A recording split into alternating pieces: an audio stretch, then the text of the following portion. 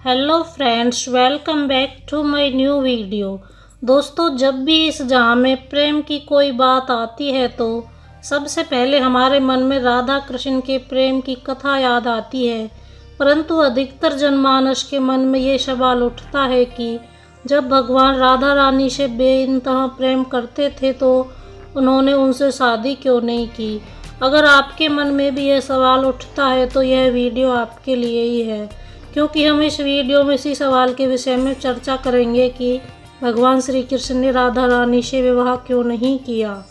हिंदू धर्म ग्रंथों में इस प्रसंग से जुड़ी कई कथाएं प्रचलित हैं, जिनमें सबसे पहली कथा के अनुसार ऐसा माना जाता है कि राधा कोई और नहीं बल्कि श्री कृष्ण का ही एक रूप है। स्कंद पुराण की माने तो कृष्ण को आत्माराम भी कहा जाता है, अर्थात जो अपनी आत्मा में ही रमन करते हुए आनंदित रहता है और उसे आनंद की अनुभूति के लिए किसी अन्य की आवश्यकता नहीं होती। उनकी आत्मा तो राधा ही है, अर्थात राधा और कृष्ण को कभी अलग नहीं किया जा सकता है। ऐसे में फिर श्री राधा कृष्ण के विवाह होने और बिछड़ने का तो सवाल ही नहीं उठता। श्री कृष्ण ने ही खुद को दोनों रूपों में प्रकट किया है। यह भगवान का एक मनोरम रूप है। पुराणों में उनके इस रूप को रहस्य, अध्यात्म और दर्शन से जोड़कर देखा गया है। वही ब्रह्मा वैवर्त पुराण के अनुसार श्री कृष्ण के साथ राधा गोलोक में रहती थी। एक बार उनकी अनुपस्थिति में श्री कृष्ण की दूसरी पत्नी विरजा के साथ घूम रहे थे। तभी राधा आ गई। वे विरजा पर नाराज होकर वहां से चली गई। श्री कृष्ण के परम मित्र श्रीदामा को राधा का यह व्यवहार ठीक नहीं लगा और वे राधा को भला बुरा कहने लगे। राधा ने क्रोधित होकर श्रीदामा को अगले जन्म में शंखचूड़ बनने का श्राप दिया। इस पर श्रीदामा ने भी उनको पृथ्वीलोक पर मनुष्य रूप में जन्म लेकर 100 वर्षों तक कृष्ण बिच्छू का श्राप दे दिया। राधा को जब श्राप मिला था तब श्री कृष्ण ने उन्हें कहा था कि तुम्हारा मनुष्य रूप में जन्म तो अवश्य होगा, लेकिन तुम सदैव मेरे पास रहोगी। यही कारण था कि राधा और श्री कृष्ण का बचपन में ही विछोह हो गया। जबकि रामचरितमानस के बालकांड के अनुसार एक बार विष्णु जी ने नारद के साथ छल किया। उनको खुद का स्वरूप देने की बजाय बानर का स्वरूप दे दिया था। इस कारण वे लक्ष्मी जी के स्वयंवर में हंसी का पात्र बन गए और उनके मन में लक्ष्मी जी से विवाह करने की अभिलाषा ही रह गई। नारद जी को जब इस छल का पता चला तब वे क्रोधित होकर बैकुंठ पहुँचे और भगवान को खूब भला बुरा कहा और उन्हें पत्नी वियोग का श्राप भी दे दिया। नारद जी के श्राप के कारण ही राम अवतार में भगवान राम को सीता जी का वियोग सहना पड़ा और कृष्ण अवतार में देवी राधा रानी का। इसके अलावा एक अन्य पौराणिक कथा के अनुसार राधा श्री कृष्ण से 5 वर्ष बड़ी थी। राधा ने पहली बार श्री कृष्ण को जब देखा था तब उनकी माँ यशोदा ने उन्हें ओखल से बांध दिया था। कुछ लोग कहते हैं कि वे पहली बार गोकुल अपने पिता वृषभानु जी के साथ आई थी, तब उन्होंने श्री कृष्ण को पहली बार देखा था।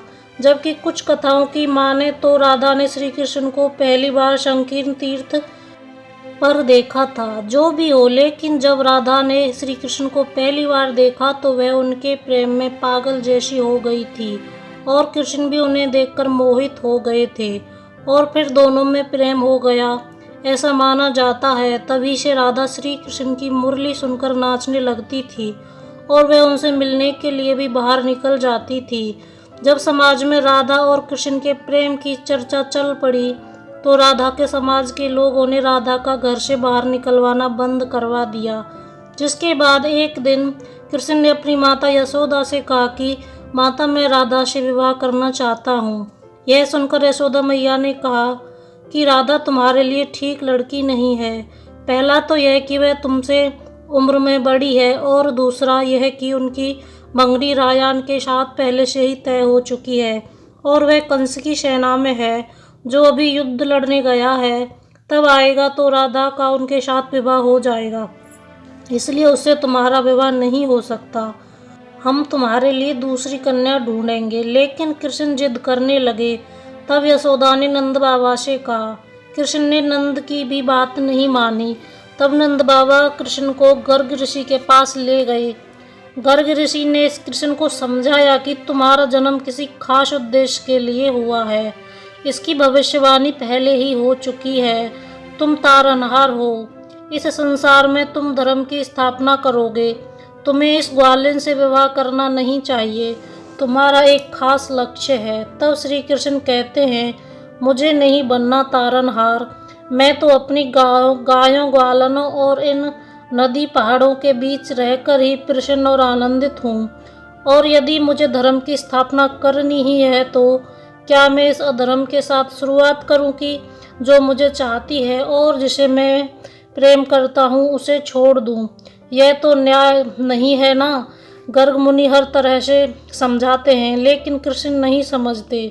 तब गर्ग मुनि उन्हें एकांत में यह रहस्य बता देते हैं कि तुम यशोदा और नंद के पुत्र नहीं हो, तुम देवकी और वासुदेव के पुत्र हो और तुम्हारे माता पिता को कंस ने कारागार में डाल रखा है।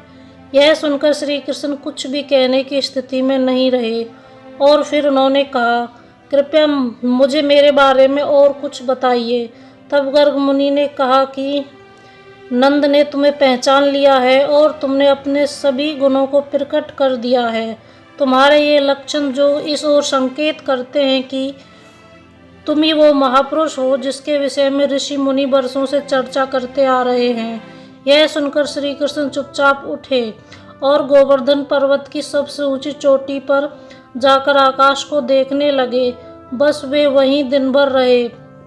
वो सूर्यास्त के समय ज्ञान को उपलब्ध हो गए। वहीं से उनकी दिशा और दशा बदल गई। फिर इसके बाद श्री कृष्ण कंस के बुलावे पर वृंदावन छोड़कर मथुरा चले जाते हैं और इधर राधा का व्यवहार यशोदा के भाई रायान से हो गया। फिर तब भगवान श्री कृष्ण ने कहा, राधा तो मेरी आत्मा है। ऐसे में मैं उनसे विवाह करूं या ना करूं इससे क्या फर्क पड़ता है। विवाह के बाद भी राधा का ना तो मेरे प्रति स्नेह कम हुआ और ना ही मेरा राधा के प्रति स्नेह कम हुआ। राधा रानी और श्री कृष्ण दोनों ही जानते थे कि उनका जन्म इस पृथ्वी लोक पर किसी खास उद्देश्य को पूरा करने के लिए हुआ है। राधा और कृष्ण तो एक ही हैं। विवाह होने या ना होने से उनके अस्तित्व पर कोई फर्क नहीं पड़ता। उनका आध्यात्मिक प्रेम किसी विवाह का मोहताज नहीं था। उन दोनों का प्रेम निस्वार्थ भाव का था। उन दोनों का आध्यात्मिक जुड़ाव बहुत गहरा था। राधा रानी के हृदय में सदैव भगवान श्री कृष्ण के चरण विराजमान थे और कृष्ण कभी भी अपने आप को राधा से अलग नहीं कर सकते थे। आज के वीडियो में बस इतना ही। मिलते हैं नेक्स्ट वीडियो में। वीडियो पसंद आया हो तो वीडियो को लाइक और शेयर करें। चैनल पर नए हो तो चैनल को सब्सक्राइब करें। Thank you for watching my video.